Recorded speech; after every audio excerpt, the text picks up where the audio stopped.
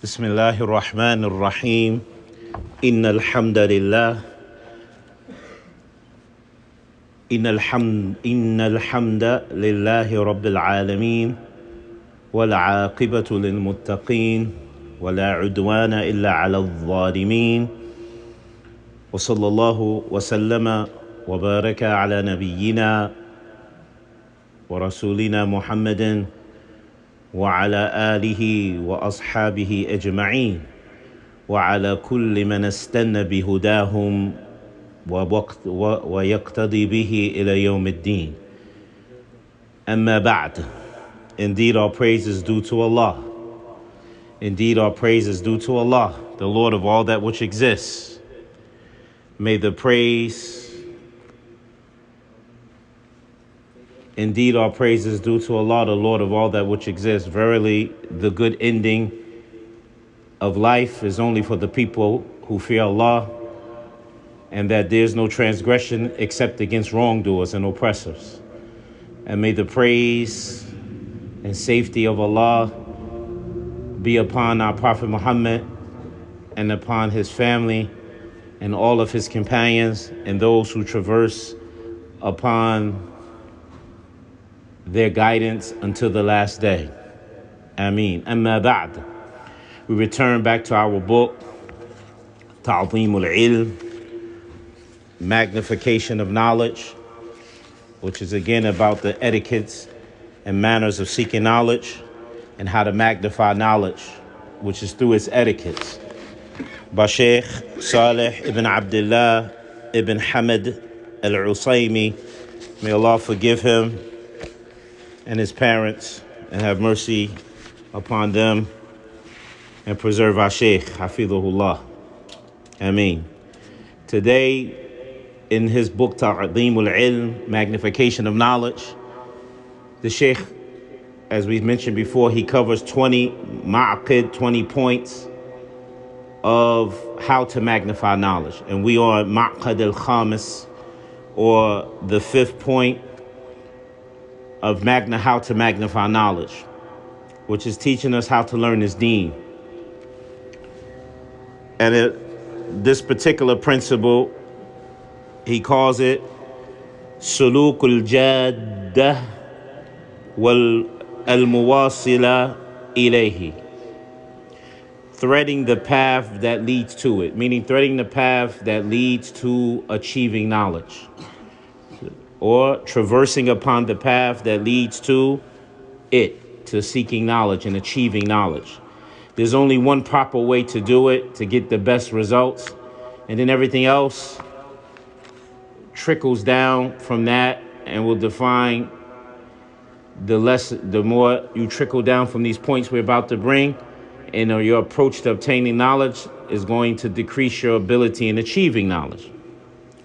And the Shaykh, he says in the book, in the beginning, لكل مطلوب طريق يوصل إليه فمن سلك جادة مطلوبه أوقفته عليه ومن عدل عنها لم يظفر بمطلوبه وإن للعلم طريقا من أخطأها ضل ولم ينل المقصودة وربما أصاب فائدة قليلة مع تعب كثير. He says everything, or for everything that is sought after, it has its pathway that will link you to it. Everything that is worth being sought after has its pathway that will link you to it. Man salaka jaddata matlubi, and whoever threads the path that is supposed to be pursued after,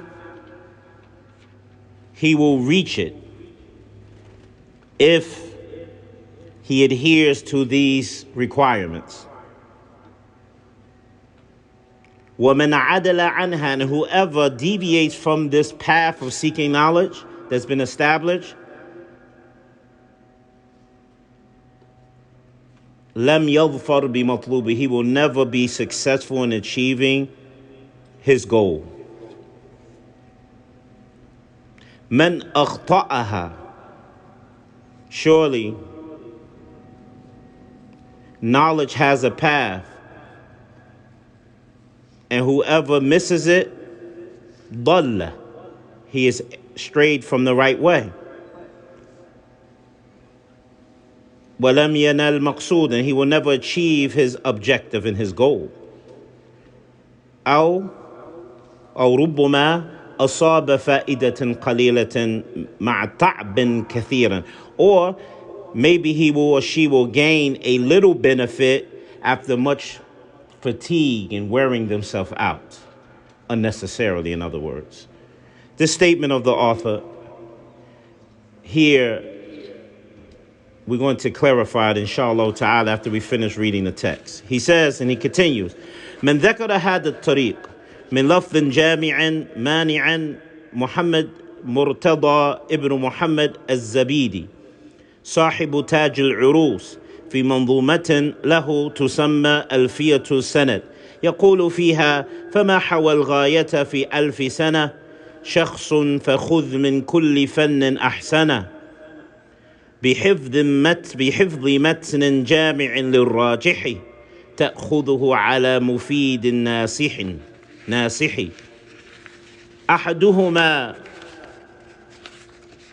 أحدهما صلاحية الشيخ للاقتداء به والاهتداء بهديه ودله وسمته والآخر معرفته بطرائق تعليم بحيث يحسن تعليم المتعلم ويعرف ما يصلح له ويضره وفق التربية العلمية التي ذكرها شاطبي في الموافقات. Second, he mentions that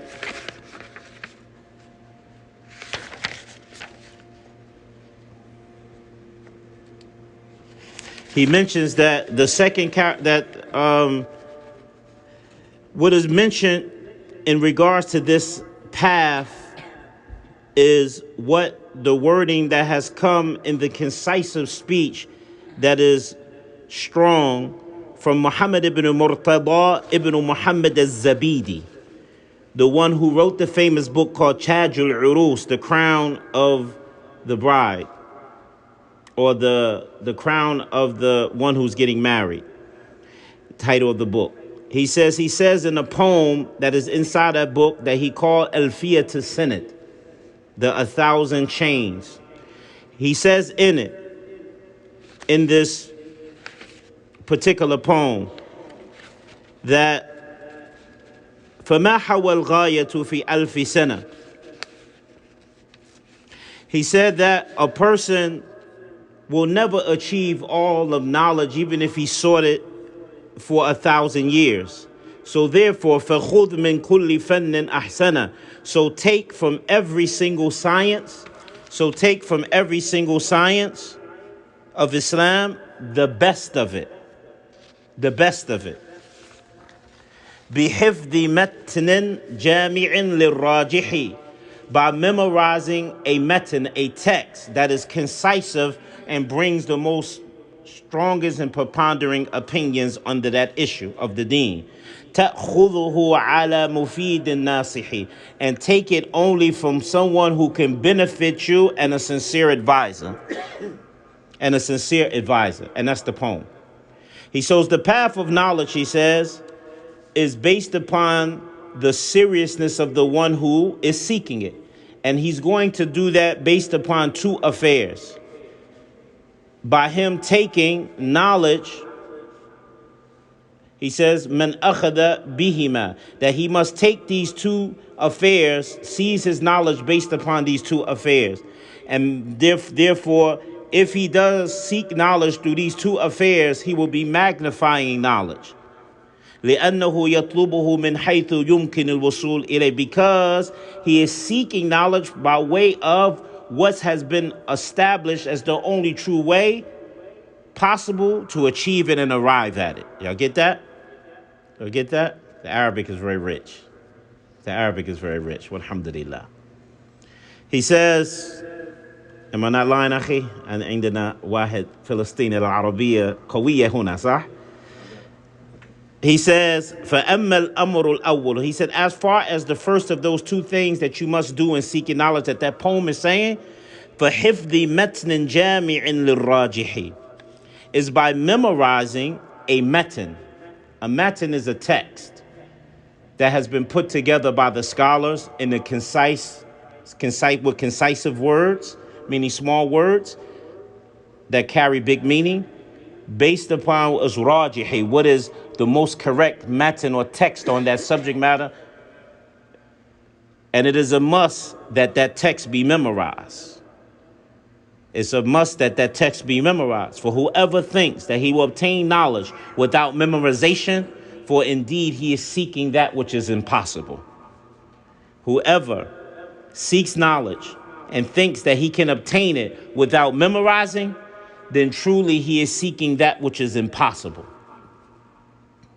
That's why they made the scholars, they went and took every science of Islam, science of hadith, science of explanation, tafsir, explanation of the Quran, science of rights of inheritance, fara'id, science of hadith, mustalah hadith, science of fiqh.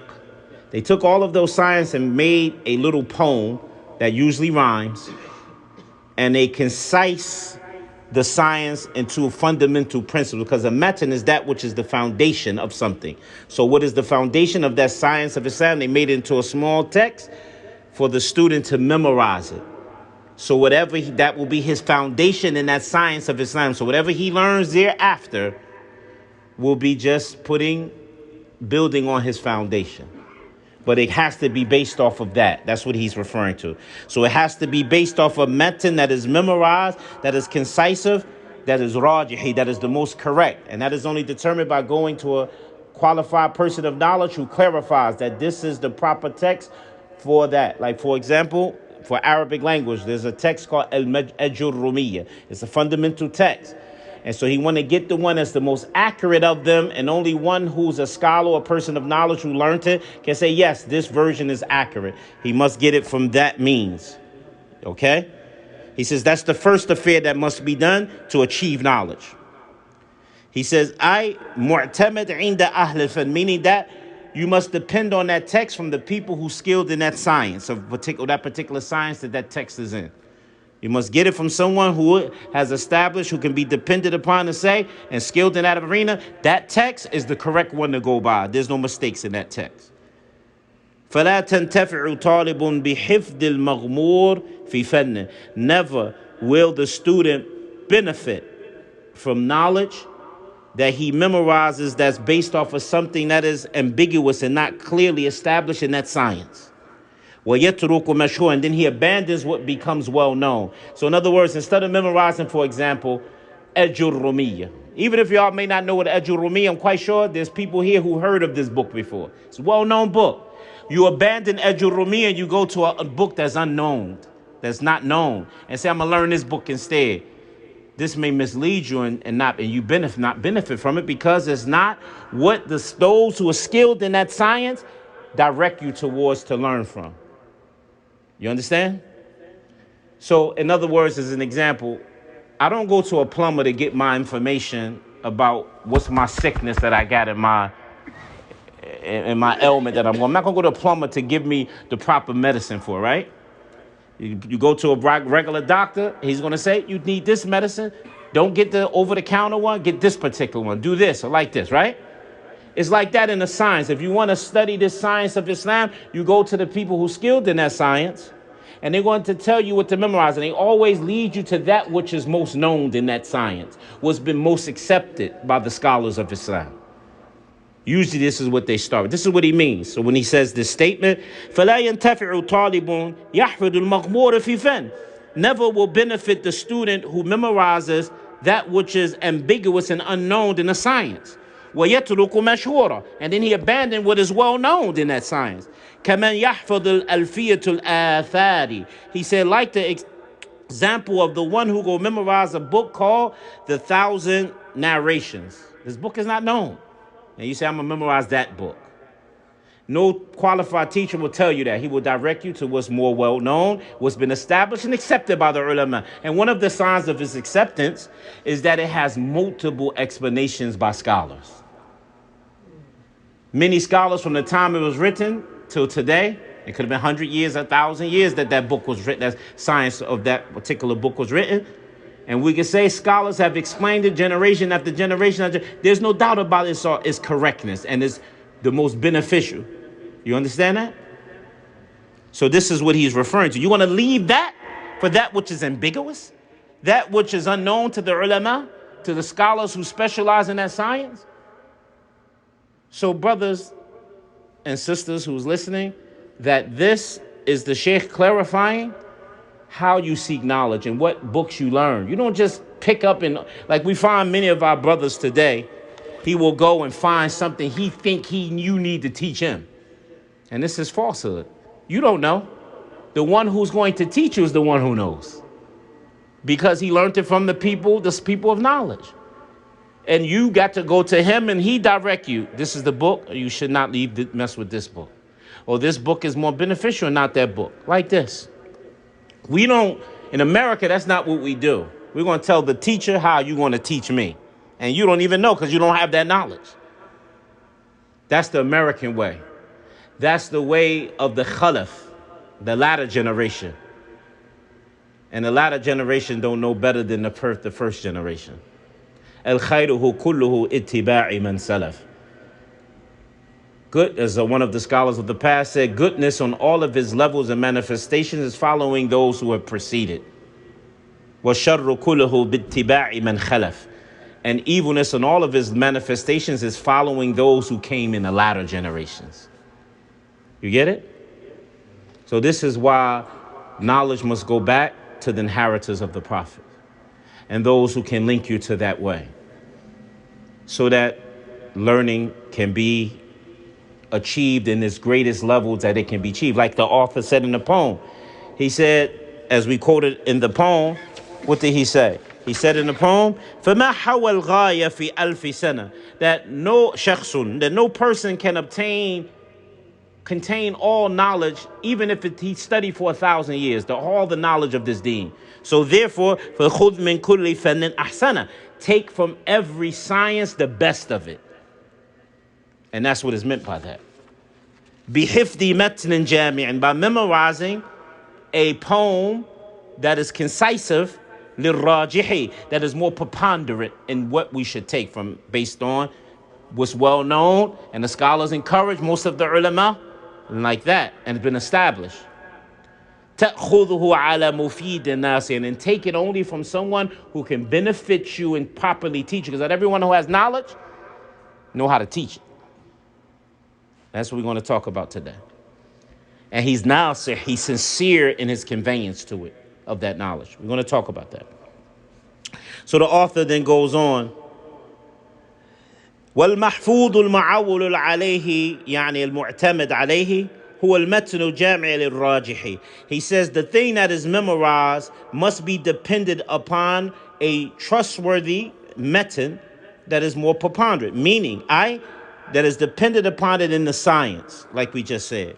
وَأَمَّا الْأَمْرِ, that's the first thing. So it must be based off of first taking a text, memorizing that text that conglomerates the science in the most fundamental fashion.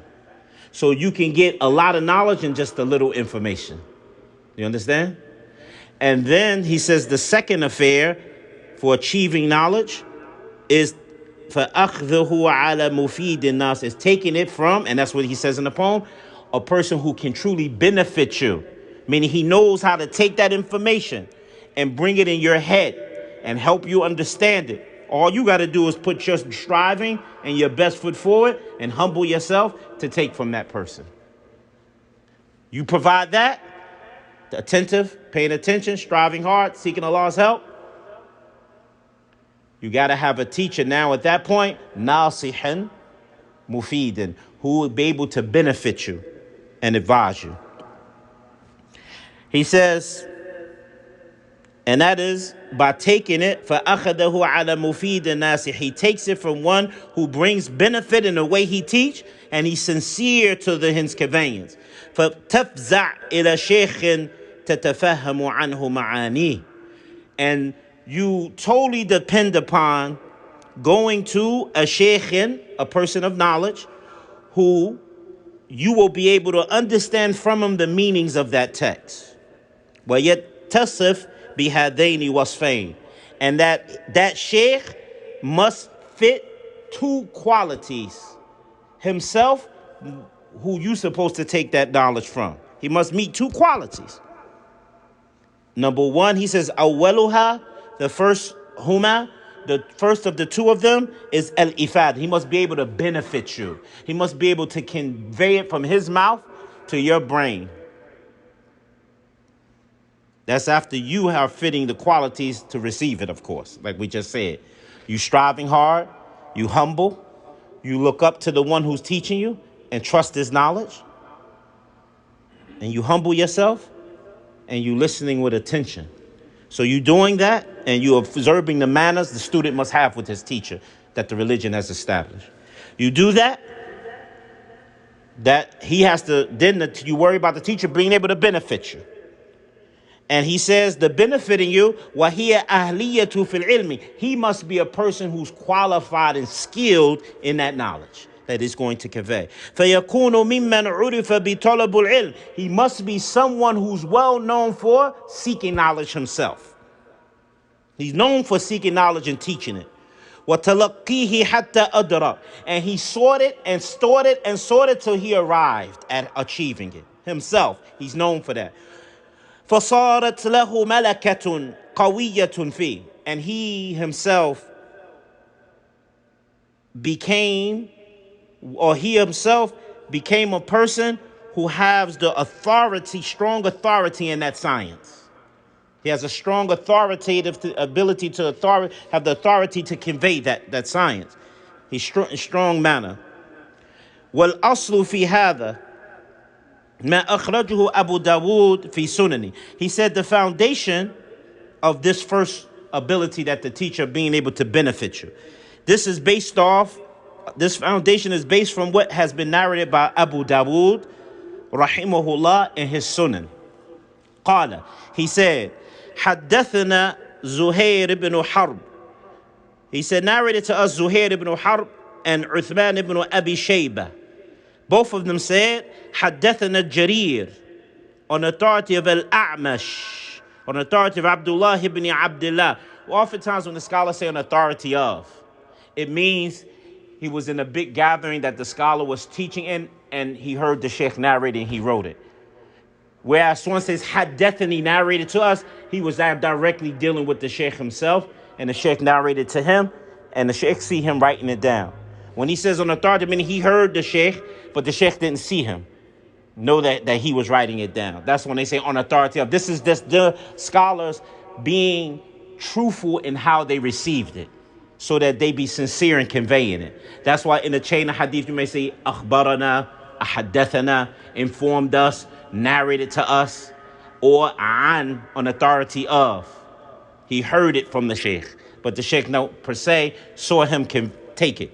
Okay, so they will make a distinction as to be fulfilling the trust of properly conveying knowledge.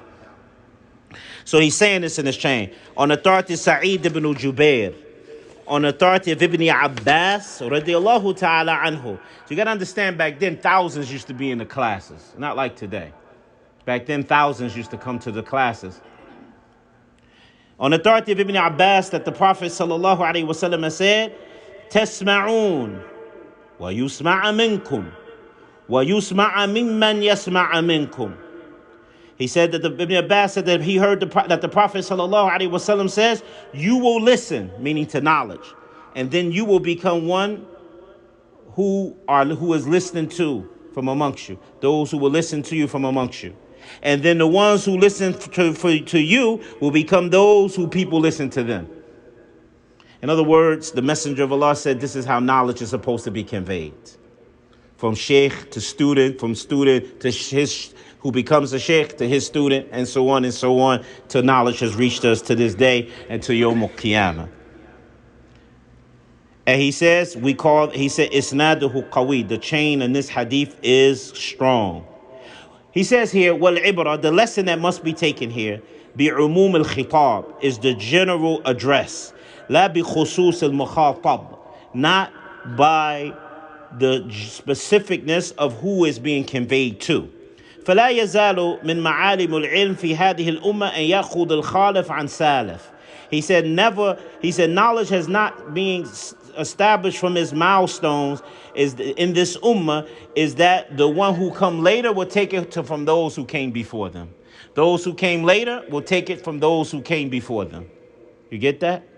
My sheikh is older than me, or he preceded me in knowledge, and I take it from him, and he took it from some sheikh when I was a baby or not existing perhaps, and like so on, and he so on until it reached back to the Prophet sallallahu alaihi wasallam. He said knowledge will never cease being like this in the deen. So that's the first thing. That teacher must be able to bring benefit to you.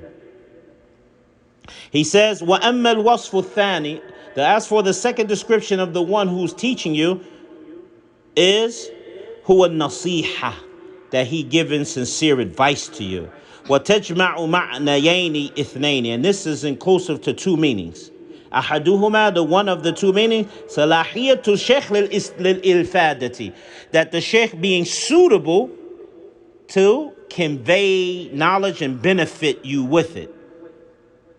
He must be suitable he must be suitable for following him. He must be a person that's suitable to be followed. والإهتداء بهدي, and someone who is deserving of you taking guidance from that person. بهديه وَدَلِّهِ, from his character, from what he indicates from that character, وَسَمْتِهِ, and how his behavior illustrates to you. He must be qualified. He must have these qualifications. Y'all get that? So in other words, his character and his behavior must be up to par. Whereas he's a person who practices knowledge, he's busy with knowledge, he practices knowledge, and he conveys it, what he knows in practice. And it shows in his character. That's what that means. Wal-akhar, the second of those two descriptions, he must be suitable to be followed and take guidance from. The other quality, ma'rifatuhu bi taraqat at-ta'lim, he must be aware and knowledgeable to the different pathways of teaching. بحيث يحسن تعليم المتعلم, where he has perfected and became excellent in the ability to teach the student. ويعرف ما يصلح له, where he knows what's going to be best for that student. وما يضره, and what will cause harm to that student. وفق التربية العلمية, based upon the agreement of what's established on knowledgeable cultivation. التي ذكرها الشاطبي في الموافقات, in which we find Imam al-Shatibi has mentioned in his famous book called Muwafaqat. Look at this, brothers. The deen has been that detailed and that established that has established how you be successful about seeking knowledge. This is why classes like this must be taught. Because a lot of us don't know how to be students. Like one day I had a brother send me a letter telling me how he want me to teach him. You got to do this. I want you to observe this. And no. I told him, class over. We ain't even starting. That's not the etiquette of how you seek knowledge. And he wrote that because he experienced people who ain't qualified to teach. But that's not the way you do things. You have to respect the one who's teaching you. Because if you don't respect your teacher, you can't learn from them. That's why the Salaf used to say, "Oh Allah, hide the faults of my sheikh so I can benefit from him." Meaning, so I don't see some faults that will disdain him in my eyes, and then I won't be able to benefit from his great knowledge that Allah has given him. This is the attitude of the believer. And so that is the end quote of Sheikh Salih Usaimi in his book. And so from there, he went to explain some beautiful points about what this book is trying to arrive. He said this book, or this section, or this ma'qad, this point here, is trying to explain the methodology that the student must traverse upon in order to seek knowledge. And that path that he must traverse upon, that he's establishing, is number one, the foundation that the Salaf have taught us for learning knowledge is memorizing a text. that has been put together that conglomerates the science into short words. And remember, Jawami al-Kalam, concise of speech, is ma qalla wa dalla, that which is little, but it indicates a lot. This is why the science of the deen was established like this, so that once the student memorized that text, it gives the fundamental, most important required things that must be understood about that science of Islam. And when he memorizes that and learn the meaning of it, because first he memorized it, then he secondly must have a sheikh that's mufid, that bring benefit. And no benefits, he said, must have two things. He must be suitable to teach and know how to teach. Well, he's suitable for one to be followed and imitate him, because he's supposed to represent it in his own behavior. That's number one he mentions. Then he must be aware of the different pathways of how to convey that knowledge to the student. Like you remember Shafi'i has students on different levels. One time he had a student, rahimahullah, who wasn't getting it. So he sat with that student from morning time to the next morning, to the next day, having him repeat and say, you get it? He says, no. Go over it again. You get it? No. He go over it again. You go. It kept doing with him, dealing with till he got it. Things like this. So he has to know the different ways on how to teach knowledge and how to cultivate. Not every person who has knowledge have that ability. I know an imam of a masjid in here, Hafiz of Quran, memorized the whole Quran, memorized this book and that book, highly educated, having been an imam of this masjid for upteen amount of years. And yet he hasn't produced one student that memorized the book of Allah like himself or have done anything, because he don't fit these characteristics where he can know how to convey the knowledge and benefit the people. So he has to have the ability, number one, to benefit. Then he must have, he says, secondly, he must have two qualities in being able to benefit, because being a benefit is two ways, he's saying. Number one, he must know he mentioned he must be suitable to be followed. He can't be someone who got information, but he don't practice that information. He's telling you this, but his character is saying opposite of that. He can't be that person. Then being able to benefit you. He has to be somebody worthy of you imitating, because he living what he's conveying to you. So he's able to bring the benefit to another level, because when you practice knowledge, you're able to convey it to people who don't have it. But when you don't have the knowledge, you don't practice that knowledge, but you got the information handy, it's hard to convey that knowledge properly where it will affect the people who you're bringing it to. And that's number one. He says, secondly, he must know the different pathways of how to teach it and cultivate, as he just said. So this is important. He says, so Sheikh Salih Usaimi said in his explanation of his own book, he said, if the teacher is not known for busying himself with knowledge, he's not known for always studying knowledge and teaching knowledge, and he's not known for his character and his behavior of applying that knowledge, then he's not suitable to convey that knowledge. So this is what condition. He says, when the person is opposite that, you shouldn't benefit from it. Then he gave a couple examples. I'm going to give those examples he gave in his explanation. One of the examples he gave, he said, you have two teachers of the Quran.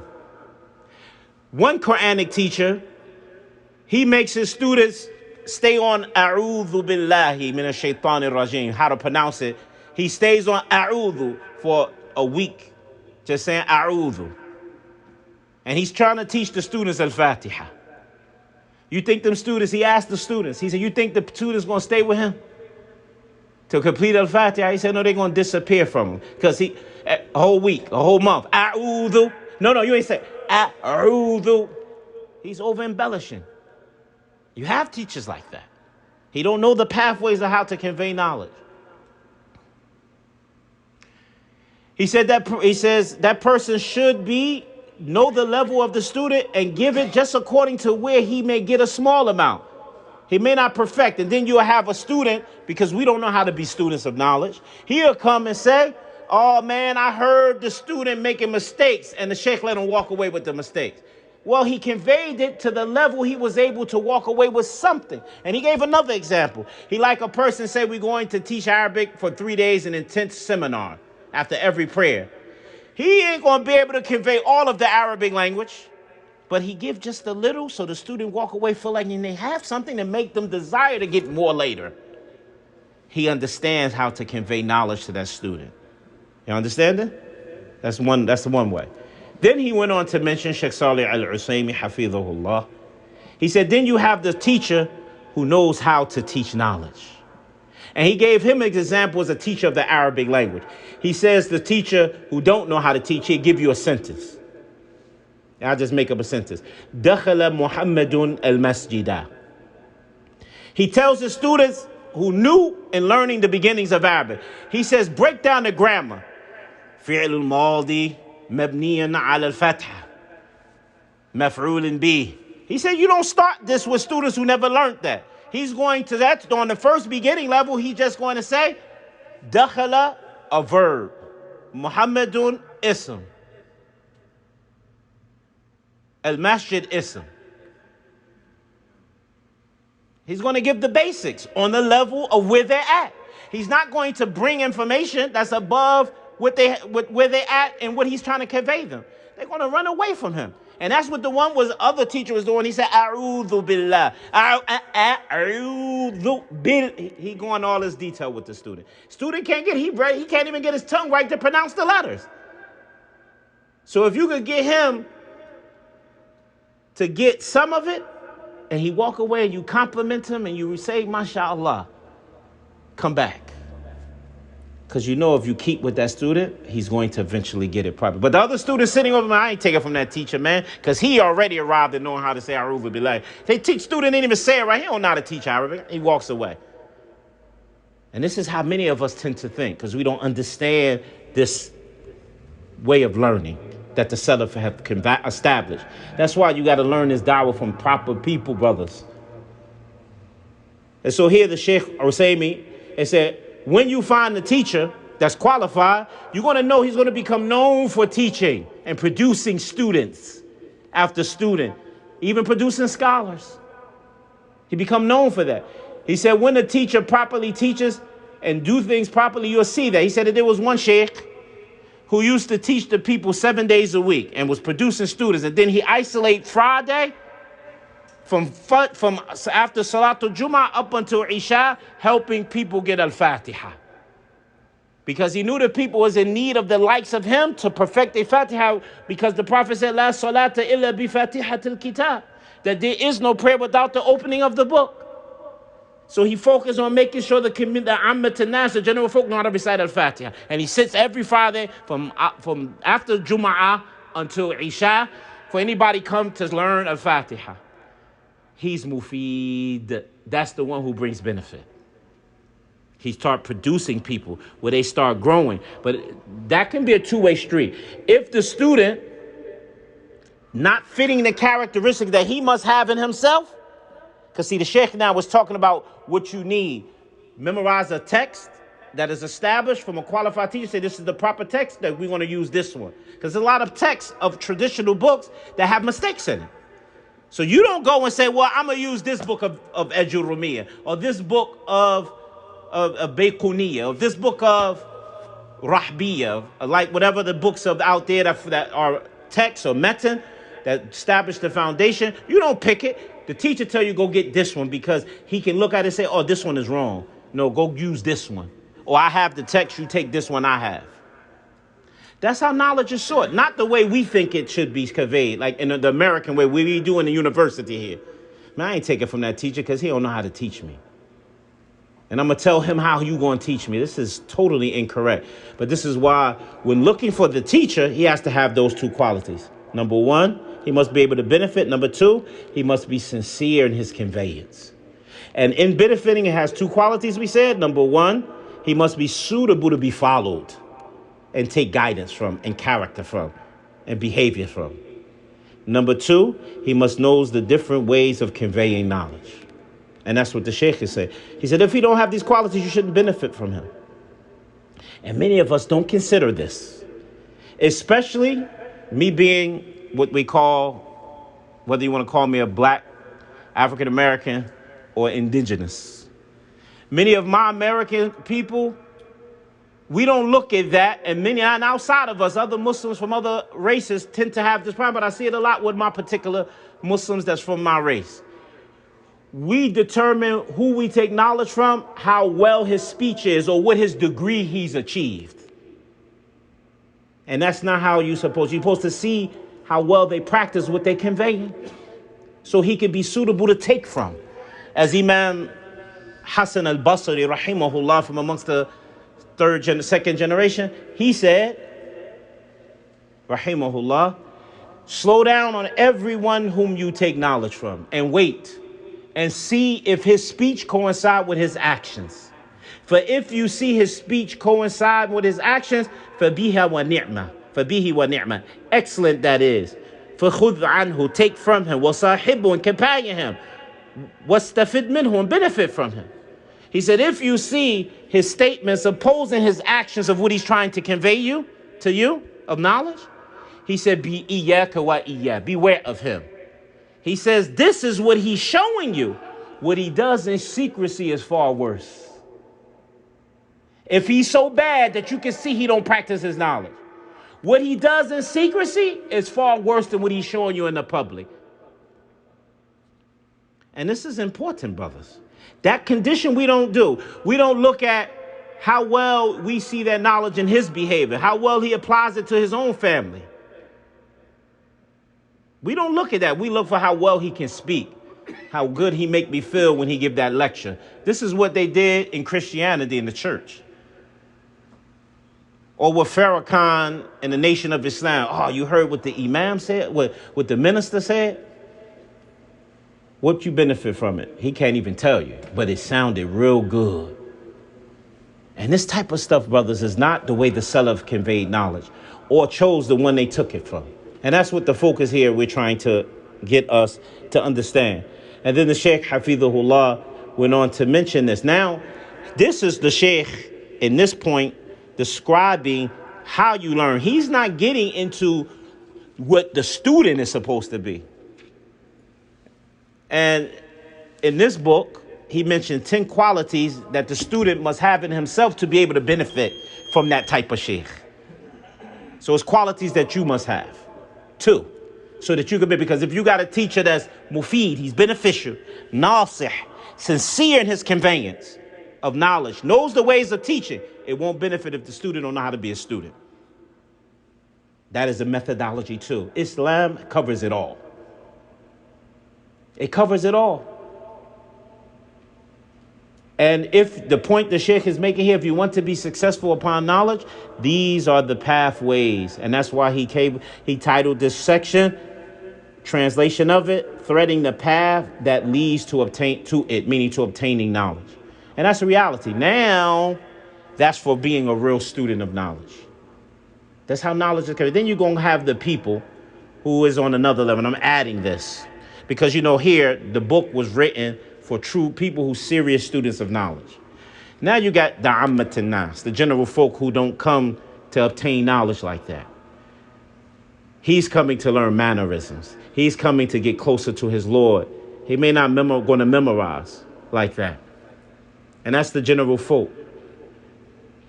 Those particular individuals, likewise, have to have understanding of at least the ifada, the benefiting of the teacher, that he is suitable to learn from. This is so important, brothers. Do not let your yardstick be to determine who I'm going to take from, who's on the internet the most, who has the degree from the university. Don't let that be the first thing that you define that we're conveying here, but the stuff that we've mentioned today.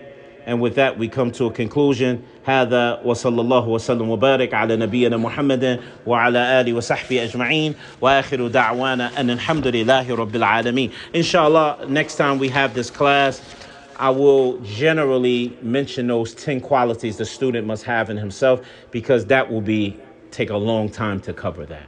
And this ain't the situation for that, so I will just generally mention all 10 and do a slight clarification of what each 10 means, and so that the brothers can benefit on what you supposed to be like in order for you to obtain, because the author don't focus on that. He's focusing on what you have to memorize or learn and what the quality of the teacher was. Next time we're going to mention the 10 things that the student must have within himself to be able to take those benefits. هذا وصلى الله وسلم وبارك على نبينا محمد وعلى آله وصحبه أجمعين وآخر دعوانا أن الحمد لله رب العالمين وما كان خطأ وزلل فمني والشيطان وما كان صوابا فمن الله فإن الله ورسوله بريئان من زلل وخطئ. Whatever I said was mistaken, wrong, slip of the tongue was from me and the shaitan. Whatever I said was correct and accurate was strictly from Allah. Bounty upon myself in conveying it, for indeed Allah and His Messenger is free from my errors, mistakes, and shortcomings. And subhanakallahumma bihamdik, shadu an la ilaha illa ant, astaghfiruka wa atubu ilayk, wassalamu alaikum. Are there any questions about what we presented?